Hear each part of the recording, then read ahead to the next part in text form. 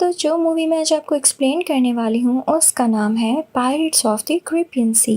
तो मूवी के स्टार्टिंग में हम एक शिप में एक बच्ची को देखते हैं जो कि पायरेट्स का गाना गा रही होती है। लेकिन एक आदमी वहाँ पर आता है और उसे मना करता है कि तुम्हारे इस गाने से पायरेट्स अट्रैक्ट होंगे। तभी वहाँ पर गवर्नर और लेफ्टिनेंट भी आते हैं। गवर्नर जो कि इस छोटी बच्ची के फादर होते हैं। इस छोटी बच्ची का नाम एलिजाबेथ होता है। लेफ्टिनेंट एलिजाबेथ को बताता है कि अगर यहाँ पर कोई पायरेट आ जाए और हम उसे पकड़ लें तो उसे बहुत बुरी सजा देते हैं, हम उसे डेथ सेंटेंस सुनाते हैं। तो बेहतर होगा कि आपके इस गाने की वजह से कोई पायरेट ना यहाँ पर आए, क्योंकि अगर वो आ गया तो मैं नहीं उसे छोड़ूंगा।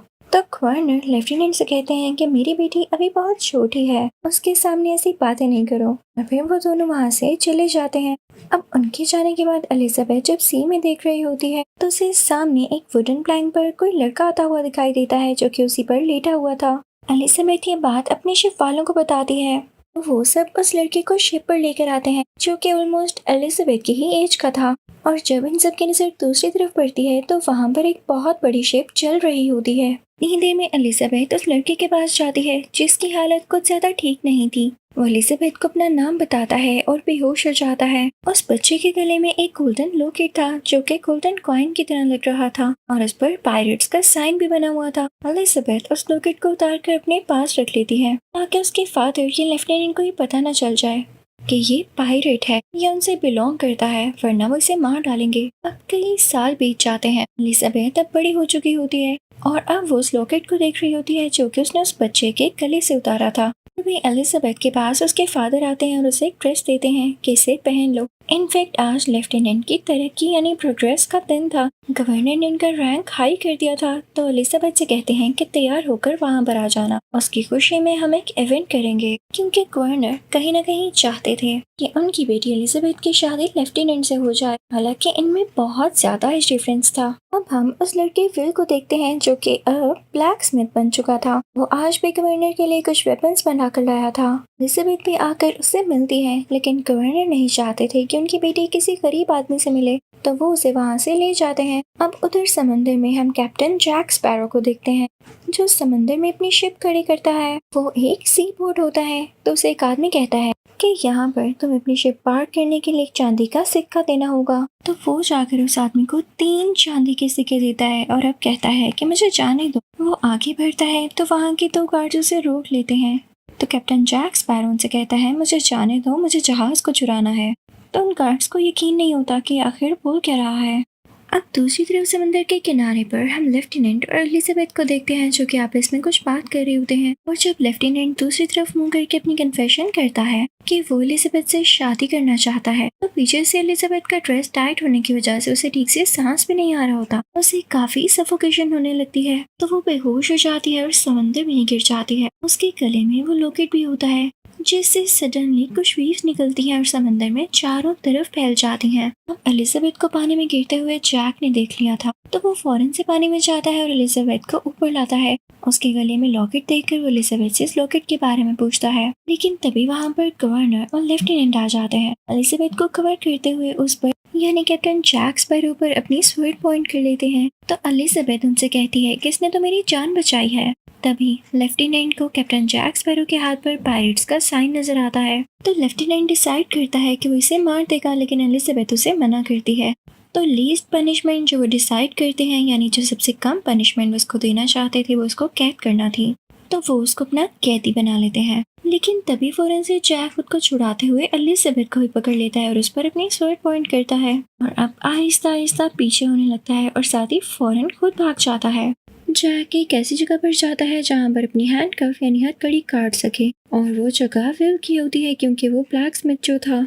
जैसे ही विल वहाँ पर आता है तो वो जैक को देखता है तो उसे बहुत गुस्सा आता है और वो अपनी तलवार निकाल लेता है। अब इन दोनों में तलवारबाजी शुरू हो जाती है और दोनों ही तलवारों का यूज करते हुए एक दूसरे को मारने की पूरी कोशिश कर रहे होते हैं। अब जैक विल को तलवार से मारने ही वाला होता है कि तभी जैक अपनी तलवार से रेजिस्ट करते हुए खुद को बचाता है। जल्दी वहाँ पर कुछ सोल्जर्स आ जाते हैं जो कि जैक को पकड़ लेते हैं और उसे जेल में बंद कर देते हैं। दूसरी तरफ हम देखते हैं कि एलिजाबेथ जब समंदर में गिरी थी और उसके लॉकेट से बहुत सारी वेव्स निकली थी तो वो दूर दूर तक कई जहाजों के पास भी गई। और अब उनकी तरफ एक बहुत बड़ा पायरेट शिप आ रहा होता है। वो इनफैक्ट उसी तरफ आ रहे थे जहाँ पर एलिजाबेथ थी, और वो खतरनाक पायरेट्स देखते ही देखते एलिजाबेथ के रूम के बाहर आ जाते हैं और उससे कहते हैं कि बस बहुत हो गया, हमें हमारी अमानत वापस कर दो, यानी वही लॉकेट, क्योंकि लॉकेट पायरेट्स का है और तुम इसे नहीं रख सकती हो। तो एलिजाबेथ कहती है कि रुको, मुझे तुम्हारे सरदार से बात करनी है, यानी तुम्हारे लीडर से। तो वो सब उसकी बात सुन लेते हैं और उसे कैदी बनाकर अपने साथ ले जाते हैं।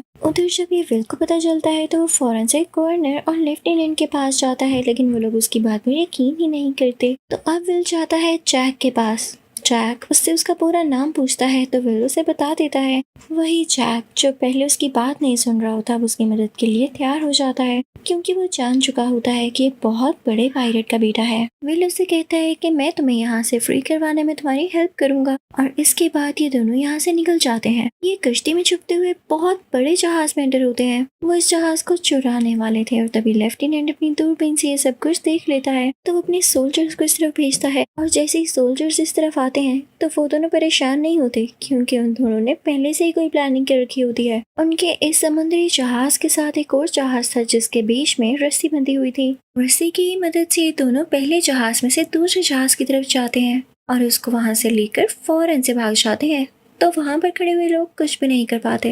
ये लोग उसी जहाज में होते हुए एक बहुत बड़े आइलैंड पर जाते हैं, जहां पर जैक एक आदमी यानी अपने साथी से मिलता है और उसे बताता है कि हम एक बहुत बड़े जहाज पर कब्जा करने वाले हैं, लेकिन इससे पहले हम उसके ऑनर से मिलेंगे और उसके बाद उस जहाज को चुरा लेंगे। जैक उसी जहाज के बारे में बात कर रहा होता है जिसमें एलिजाबेथ होती है, और वहीं बड़े बड़े पायरेट्स भी।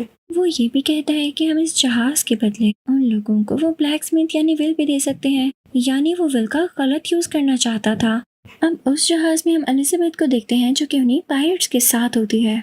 अब उन पायरेट्स का लीडर एलिजाबेथ से कहता है कि ये गोल्डन कॉइन जो मुझे तुमसे मिला है, ऐसे कॉइन्स 881 और भी थे, और ये आखिरी कॉइन था जो कि मैं हासिल करना चाहता था। ये कॉइन्स बड़े बड़े पायरेट्स के पास होते थे, लेकिन जब ये पायरेट्स के पास नहीं रहे तो ये कर्स्ड हो गए, क्योंकि पायरेट्स ये गलत कामों से हासिल करते थे। और इन कॉइन्स के बारे में भी यही कहा चाहता था कि जो इन्हें यूज करेगा या अपने पास रखेगा या चुराएगा वो भी कर्ज में आ जाएगा, यानी कर्स्ड हो जाएगा।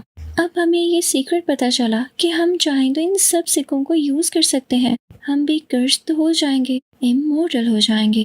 लेकिन इसका भी हल है कि अगर हमें आखिरी सिक्का मिल जाता है तो उससे हम अपने कर्ज को खत्म कर सकेंगे। तो एलिजाबेथ उनसे कहती है, मैंने तुम्हें आखिरी सिक्का दे तो दिया है, तो मुझे जाने क्यों नहीं देते हो? तो लीडर कहता है, ऐसे कैसे, ये सिक्का हमें तुमसे मिला है तो इस पर हम तुम्हारा खून गिराएंगे, तुम्हारे प्योर खून का सेक्रीफाइस देंगे, ताकि हम सब इस घर से आजाद हो जाएं, फ्री हो जाएं। एलिजाबेथ काफी डर जाती है तो वो चाकू उठाती है, उस लीडर की चेस्ट पर मारते हुए वहाँ से भाग जाती है। लेकिन जैसे एलिजाबेथ बाहर जाती है वो शिप में देखती है कि बहुत सारे स्केलेटन्स हैं जो कि वहाँ पर काम कर रहे हैं, और ये सब पायरेट्स ही थे जो कि कर्ज की वजह से ऐसे हो चुके थे। तभी पायरेट्स का लीडर बाहर एलिजाबेथ के पास आता है और उसे कहता है कि तुमने देख लिया, यही हमारा कर्ज है, हम जितना भी खा लें हमें लगता नहीं है और हमारी भूख भी नहीं मिटती। इवन अगर हम मरना भी चाहें तो खुद से भी मर नहीं सकते हैं, हम इमोर्टल हो चुके हैं। इसके साथ लीडर खुद भी यही खौफनाक स्केलेटन बन जाता है। अब उधर दूसरी शिप में हम जैक, विल और जैक के साथी को देखते हैं जो कि विल को बता रहा होता है कि जैक पता है क्यों इतनी बड़ी शिप हासिल करना चाहता है, क्योंकि वो भी कभी उसका हिस्सा हुआ करता था, उन पायरेट्स के साथ हुआ करता था। लेकिन उन लोगों ने जैक को एक दिन एक आइलैंड पर अकेला छोड़ दिया और इसी चीज का बदला जैक उनसे लेना चाहता है। अब हम उन पायरेट्स के लीडर को देखते हैं जो कि एलिजाबेथ को अपने साथ उसे केव में लाता है जहाँ पर और भी गोल्डन सिक्के होते हैं, लेकिन वहाँ पर आखिरी सिक्का रखने के लिए उसने उस पर एलिजाबेथ का खून भी लगाना था। तो वो एलिजाबेथ के हाथ पर कट लगाता है और उसका खून उस पर लगाकर वो सिक्का भी उस ट्रेजर में फेंक देता है। लेकिन नोट करता है कि इसके बाद भी वो और उसके साथी कर से आजाद नहीं हुए, तो वो एलिजाबेथ को थप्पड़ मारता है जिससे वो नीचे गिर जाती है और बेहोश हो जाती है। वहाँ पर विल को देखते हैं जो कि चुपके से आया होता है, वो एलिजाबेथ को होश दिलाता है, गोल्डन कॉइन को भी उठाता है और अब एलिजाबेथ को अपने साथ बाहर ले आता है, क्योंकि सब पायरेट्स आपस में बिजी थे कि खुद को घर से आजाद किस तरह करवाया जाए, इसलिए वो उन्हें नोटिस ही नहीं करते। लेकिन जब जैक वहाँ से निकलने वाला होता है तो उसे पकड़ लिया जाता है। जैक उनसे कहता है, मुझे छोड़ दो, अगर तुम मुझे छोड़ दोगे तो मैं तुम्हें उस आदमी का पता बता दूंगा जिसके खून की तुम्हें असल में जरूरत है, और इसके बाद तुम लोग घर से आजाद हो जाओगे। लेकिन अभी भी उन लोगों ने जैक को पकड़ा होता है। वो लोग उस आदमी को ढूंढने के लिए निकल पड़ते हैं। अब दूसरी तरफ हम शिप में एलिजाबेथ और विल को देखते हैं। वो काफी डरे हुए होते हैं कि पायरेट्स उनकी बोट पर अटैक न कर दें, और जिस बात का डर था वही होता है। वो पायरेट्स इनकी बोट पर अटैक कर देते हैं और काफी तीर चलाते हैं, बुलेट्स चलाते हैं, और फाइनली इनकी बोट में आकर एलिजाबेथ और विल को भी अपना कैदी बना लिया जाता है। अब यहाँ पर पायरेट्स का लीडर जानता था कि विल ही वही लड़का है जिसके खून की हमें जरूरत है, क्योंकि एक बहुत बड़े पायरेट का बेटा है, और तो और ये कर्स भी नहीं है और हमें कर्स से आजाद करवा सकता है। अब इसके बाद पायरेट्स का लीडर शिप में एक बहुत बड़ी लकड़ी का पीस रखता है और उस पर से एलिजाबेथ को गुजरवा कर उसे पानी में जाने का कहता है, और उस वुडन प्लैंक को हिलाता है ताकि एलिजाबेथ पानी में गिर जाए। एलिजाबेथ पानी में गिर जाती है और इसके फौरन बाद वो जैक से कहते हैं, प्यारे जैक, तुम्हें याद तो होगा कि कई साल पहले हमने तुम्हें इसी आइलैंड पर छोड़ा था और अब फिर से छोड़ रहे हैं। इसके साथ वो जैक को भी पानी में गिरा देते हैं। अब एलिजाबेथ और कैप्टन जैक स्पैरो पानी में से होते हुए एक आइलैंड तक पहुंच जाते हैं और उसके चारों तरफ गहरा पानी था। वो वहां से निकल भी नहीं सकते थे। अब ऑलमोस्ट 2-3 दिन गुजर जाते हैं। एलिजाबेथ उस आइलैंड पर आग चलाती है, तो उस आग को देखते हुए एक बहुत बड़ी शिप यहाँ पर आकर रुकती है। और लकीली इस शिप में कोई पायरेट या कोई और नहीं होता, बल्कि एलिजाबेथ के फादर, गवर्नर और लेफ्टिनेंट होते हैं। वो इन दोनों को रेस्क्यू कर लेते हैं। अब एलिजाबेथ लेफ्टिनेंट से कहती है कि हमें उन पायरेट्स की शिप का पीछा करना होगा।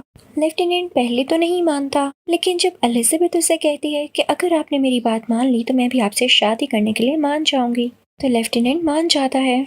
ये सब लोग उन पायरेट्स की शिप का पीछा करते हुए इस केव तक पहुंच जाते हैं जहां पर वो लोग थे, और उनकी शिप भी अंदर केव में ही थी, क्योंकि अब वो लोग खुद को कर से आजाद करवाना चाहते थे। अब कैप्टन जैक स्पैरो सबसे कहता है कि मैं अंदर जाऊंगा, पायरेट्स के लीडर से कहूंगा कि बाहर एक और शिप आया है तो अपने आदमी को बाहर भेजो, और वो ऐसा करेगा तो मैं अंदर चला जाऊंगा और तुम लोग उन पायरेट्स पर गोलियां चला देना। ये कह के कैप्टन जैक स्पैरो अंदर जाता है। अब अंदर केव में सारा प्रोसेस स्टार्ट हो चुका था। उन लोगों ने विल को बांधा हुआ था और वो जल्दी उसका गला भी काटने वाले थे। जैक स्पैरो उन सबको रोकता है और कहता है कि अगर तुम लोग इसको मार के कर से आजाद भी हो गई तो बाहर जाकर क्या होगा?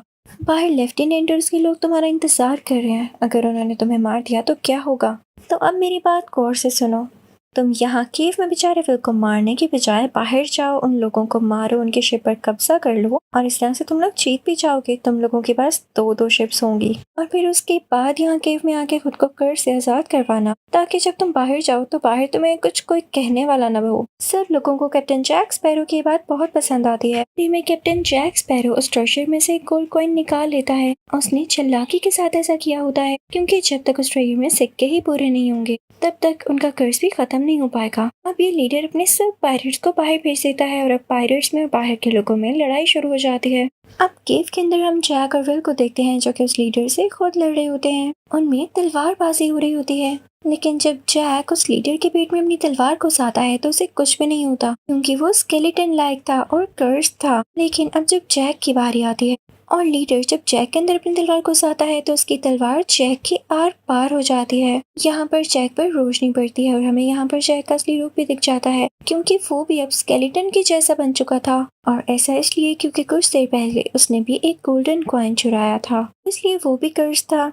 तो लकीली उसका मरना यहाँ पे अब पॉसिबल नहीं था। तो यहाँ पर जैक को एक आइडिया आता है। उसके पास जो गोल्डन कॉइन था उस पर अपना खून लगाता है और उसे विल की तरफ फेंकता है। विल उसे कैच कर लेता है और तभी वहाँ पर एलिजाबेथ आती है। लीडर जब उसे देखता है तो एलिजाबेथ पर गन पॉइंट कर लेता है और अब जैक स्पैरो पे लीडर पर गन पॉइंट कर लेता है और यहाँ पर गोली की जोरदार आवाज आती है। हमें ऐसा लगता है जैसे लीडर ने एलिजाबेथ को मार दिया हो, लेकिन असल में जैक ने लीडर पर गोली चलाई होती है। तो यहाँ पर लीडर जैक से कहता है, इस गन में आखिरी बुलेट थी और वो भी तुमने मुझ पर चलाकर साया कर दी। क्या तुम नहीं जानते कि मैं एक स्केलेटन और मुझे कुछ नहीं हो सकता? तो जैक उसे कहता है, नहीं, ये तुम्हारी सोच है। और इसी के साथ वो 2 सिक्के जो उसके पास होते हैं वो ट्रेजर में उछाल देता है, यानी उसमें फेंक देता है। उसके फौरन बाद वो लीडर इंसान बन जाता है, यानी उनका कर्ज खत्म हो चुका था और अब उस पर बुलेट का असर होने लगता है। तो उस लीडर की अब यहाँ पर ही मौत हो जाती है। बाहर हम बाकी पायरेट्स को देखते हैं जो कि नॉर्मल इंसान बन चुके होते हैं। तो वो सब अपने वेपन्स नीचे फेंक देते हैं।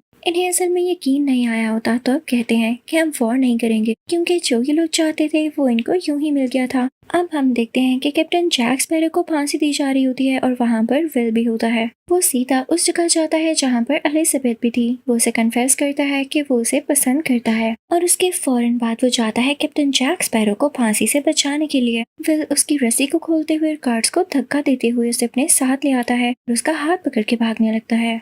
लेकिन इनकी किस्मत ज्यादा अच्छी नहीं होती कि यहाँ निकलने से पहले ही लेफ्टिनेंट के सोल्जर्स इनको घेर लेते हैं और इन पर अपनी स्वर्ड तान लेते हैं, यानी स्वर्ड पॉइंट कर लेते हैं। तो अब यहाँ पर एलिजाबेथ गवर्नर के साथ आती है। वो विल को बताती है कि वो विल को पसंद करती है। जैक स्पैरो यहाँ से मौका देखते हुए भाग जाता है, पानी में कूद जाता है। सामने उसके साथियों का शिप होता है जो उसे बचाने आए थे। उस तरफ हम लेफ्टिनेंट को देखते हैं जो कि ब्लैक स्मिथ यानी विल से माफी मांगता है। गवर्नर भी अपनी बेटी से कहता है कि मैं तुम्हें खुश देखना चाहता हूँ और इसी के साथ वो अपनी बेटी को विल से शादी करने के लिए अलाउ कर देते हैं। अब उधर हम कैप्टन जैक स्पैरो को से शिप में देखते हैं जो कि अब उस शिप का कैप्टन बन चुका होता है। इसी तरह से उसका ये ख्वाब पूरा होता है। इसी के साथ ये मूवी भी एंड होती है। Thank you for watching.